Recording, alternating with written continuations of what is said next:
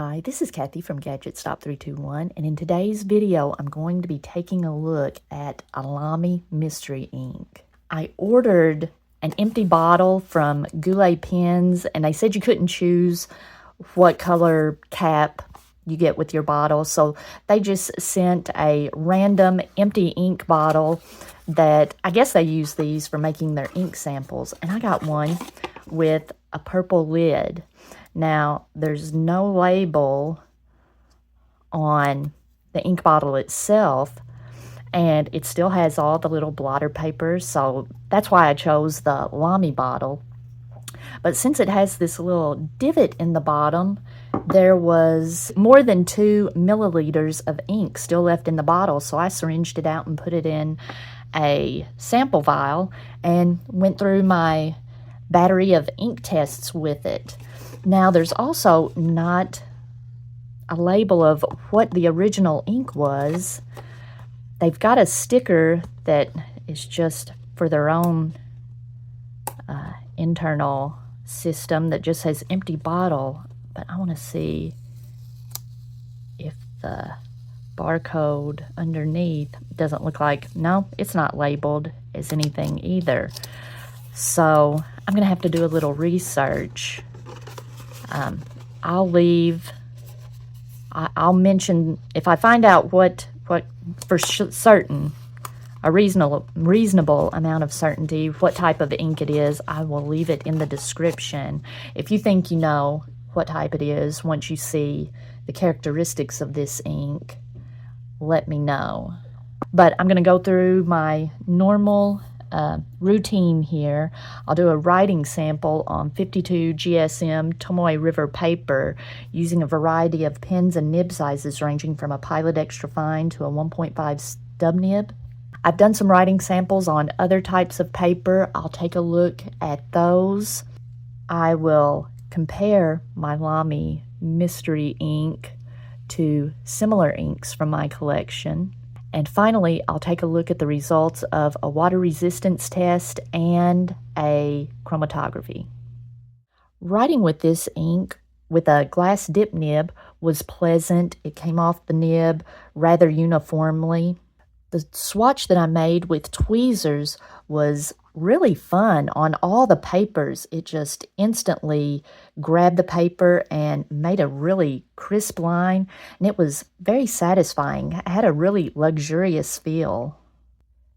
The drip at the end of the swatch has a good amount of sheen. I was a little concerned when I saw how much sheen this ink had, but then when I saw that it's not just a flat mirror sheen, that it's got kind of a halo of more intense sheen, I really liked it. Let's see, here at the, oh, you can see on the words where I wrote Mystery Ink. There's a fair amount of sheen. This may not be for everybody, and I'm not always a big fan of super sheening inks, but this one I found to be pretty pleasant, very enjoyable to write with. The first pen I'm going to write with is my Pilot Kakuno. It has an extra fine stainless steel nib.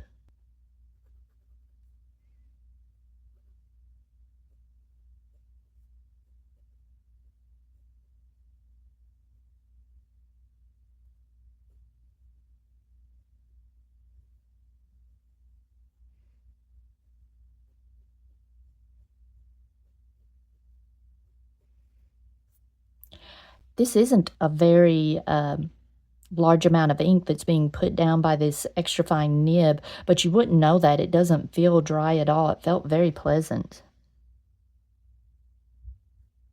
Next, I'll be writing with a TWSBI VAC 700 in the iris finish. It has an extra fine nib, but I've ground it into a stub.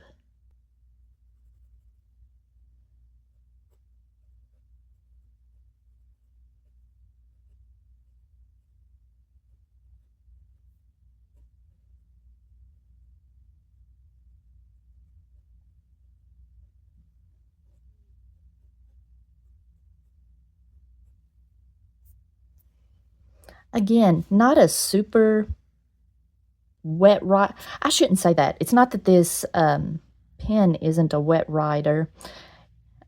It's just not a large amount of ink being put down on the page, but it feels like you're putting down quite a bit of ink. It feels like a wet writer. It's very enjoyable.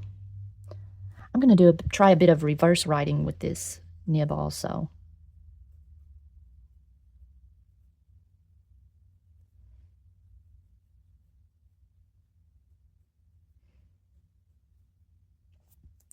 I would call that an extra fine or a fine nib, depending on whether it's a Western nib or a Japanese nib. You can see not a lot of ink being put down, but you wouldn't know it by the way it writes. It's very, very nice. Next, I'll be writing with the Lamy logo. It's got a stainless steel fine nib. Okay, a little bit of a hard start there, and I may have had just a micro hard start on the first two pens, and I wondered that about this sheening ink. Now, one thing to note, these pens are just dipped in the ink, and I re-dip them in between writing samples. Now, after I did my last writing sample, I dipped these in ink, and they sat for about an hour before I did this writing sample. So this is something to consider. This sheen, I think, is prone. These sheening inks, I think, are prone to hard starts. And now that I've been sitting here talking, let's see if it hard starts again. No, not too bad.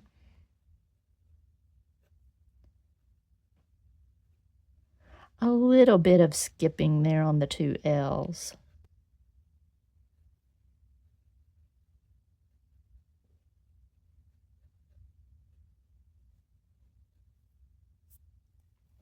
Now, you can't tell it by the smudge here, but it did feel what it looks like this Lamy Fine nib is writing a bit drier than this TWSBI nib. The TWSBI, the writing looks darker, where here it looks more plum-colored. Like here, the smudge looks plum-colored, but the writing looks like a darker purple. Here, the smudge looks like the same color as the writing. It didn't feel drier. It just looks a little bit lighter, but it still looks pretty nice. I like the look of this ink. Oh, there was a little bit of a hard start there. So maybe this nib is writing, even though I can't tell from the smudge here, maybe it is writing a little bit drier, and that's what's causing it to maybe dry out quicker in the nib. And you can kind of tell, I can tell from this scribble here, but I can really see sheen in the TWSBI scribble, but I don't really see any sheen in this Lamy Fine scribble. Next, I'll be writing with a Platinum 3776. It has a 14 karat medium nib. Oh, bit of a hard start there.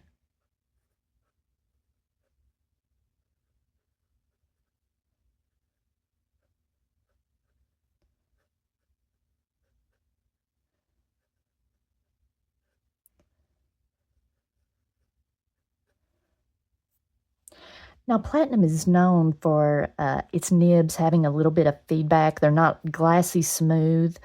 But I would say I felt less feedback with this ink than I normally do. It had kind of a luxurious velvety feel. This was, oh, but I'm having a little bit of trouble with the hard start there. But this felt really nice. I like that. Next, I'll be writing with a Pilot Metropolitan. It has a stainless steel CM nib. No hard start here.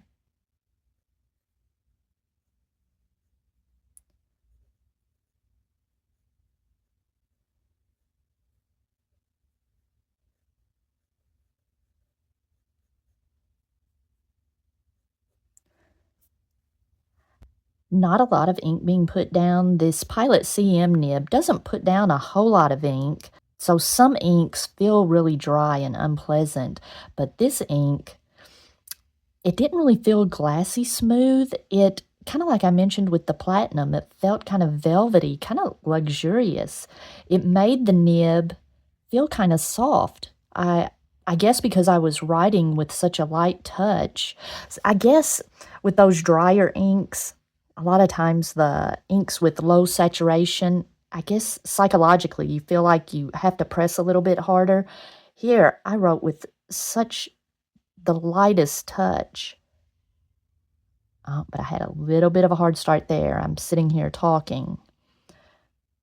So this doesn't seem to be an ink that you can sit and contemplate and think, leave your pen uncapped. But while you're writing, it's a very pleasant ink. Next, I'll be writing with a Kaweco Lilliput. It has a stainless steel broad nib.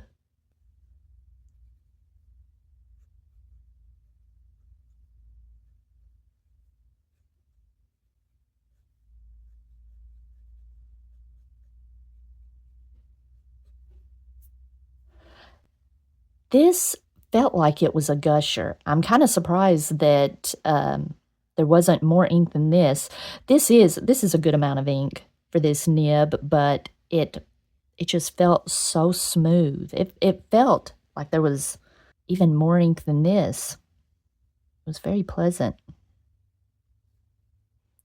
I'm going to do a reverse writing sample with this one also.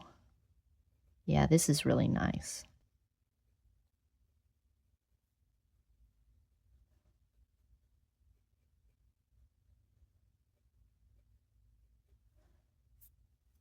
That is nice. I better put my smiley face here so that I won't forget that that was very pleasant. And finally, I'll be writing with my Pen BBS 308. I've replaced the nib that it came with a 1.5 Yovo stub nib, stainless steel. Okay, I kind of thought this would happen. I'm going to have to redip this one.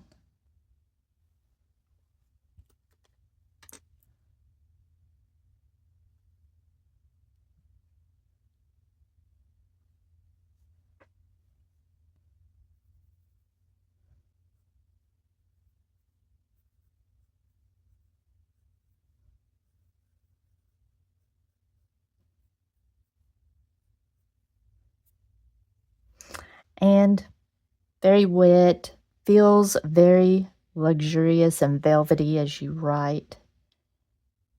With this nib, that was really nice. Okay, while that dries, let's take a look at some of the other writing samples. All right, on my Rhodia paper, this was very enjoyable. This is an ink that I enjoyed in every nib size.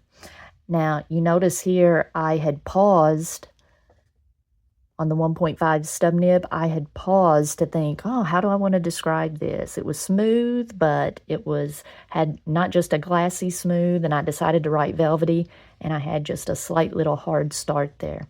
That was the only hard start that I had on in any of these pens.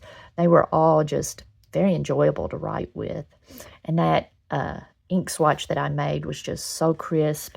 Now, I am not really seeing any sheen on this Rhodia paper. Maybe, and I don't think I'm going to even be able to pick this up. There we go. On the little drip at the end of the swatch, just the slightest amount of sheen. Oh, maybe a little bit of sheen on here at the beginning. Let me see if I can pick it up. There, maybe you can see that. There's just a very faint halo of sheen. Well, now that I'm looking at it at an angle, let's see, I don't know if I can pick it up in my early morning sunlight coming through the window, but on those wider nibs, maybe on the Kaweco, you might be able to see. There's a little bit of sheen, but you have to look at it really at a pretty oblique angle. The copy paper wasn't quite as enjoyable. None of them were unpleasant. I didn't have any sad faces. Some of them were just like the stub nib and the broad nib felt a little like the ink was feathering as I was writing, or maybe it felt almost a little dry. I think it was because the ink was soaking into the paper so quickly. After writing on all these really nice papers, then I wrote on this paper, so I was a little bit spoiled by the nice papers. But none of them I would say were unpleasant. It's just the ones that have the smiley faces were really nice. On the back, now this is kind of a thicker copy paper. Some inks do bleed through a little bit, but most don't, and this one didn't. I've got a fair number of these kind of dark, dusky purple inks. Monteverde Rose Noir is quite a bit lighter, but if you look at the light portions of this compared to the darker portions of Rose Noir, they look really similar. But in the writing, it's quite a bit lighter. And that's the same story with Kaweco Summer Purple. Let's see. It may be just a hair darker, but also quite a bit lighter than this Lamy Mystery Ink. Poussière de Lune was very similar in that it has a fair amount of darkness to it. The lighter portions kind of correspond to the lighter portions of Poussière de Lune. Well, up here, had a little trouble with the swatch on this one. I think Herbin inks are known to be a little bit drier, so that might be the issue. In the broader nibs, this Lamy ink looks a bit darker, but in the finer nibs, they look very similar. There's no sheen on the Poussière de Lune, though. The halo in it just comes across as almost black. Ferris Wheel Press Grape Ice Pop is another one that this ink looks more like the lighter portions of this Lamy ink. Diatramentis Aubergine. I think this is also sometimes it's bottled as Diatramentis Alexander Hamilton or Hamilton, but the darker portions kind of correspond to the darker portions of the Lamy ink, but it doesn't have the sheen that this Lamy ink did. And Three Oysters Red Wine is a similar color, but it's like more of a watered-down version of this Lamy ink. I did a writing sample with each of these pens on a small piece of rhodia paper, let it dry for a little bit, and then submerged it in water for 10 minutes. And there's not really any water resistance. You can read a little bit of the pink that was left behind, but so much of the pink kind of blows out that it makes it not really legible. And here's what the chromatography looked like. I think it's amazing that you can have a bright purple and a bright pink, and if you blend it together condensed enough, it makes like this dusky purple. That's incredible.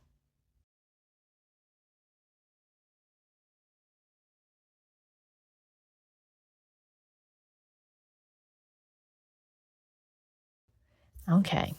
On the Tomoe River paper, let me see, there's no surprise here that on these wetter nibs, you can see down there on the stub nib, there's a fair amount of sheen, but I like that the sheen is more of a halo and not just a mirror completely covering. Look at that Twisby vac. That looks really nice. I like that you can read it straight on and you just see the true ink color. And that sheen is just something that adds a little character to the ink. And it, like I mentioned, it doesn't completely cover the entire pen stroke. It's more of a halo. And each of these were just fun to write with. These are the kind of ink tests that I love to do where there's no unpleasantness to it. It's just all fun. All right, if you found this video helpful, please give me a thumbs up. And if you'd like to see more videos like this, please subscribe to my channel.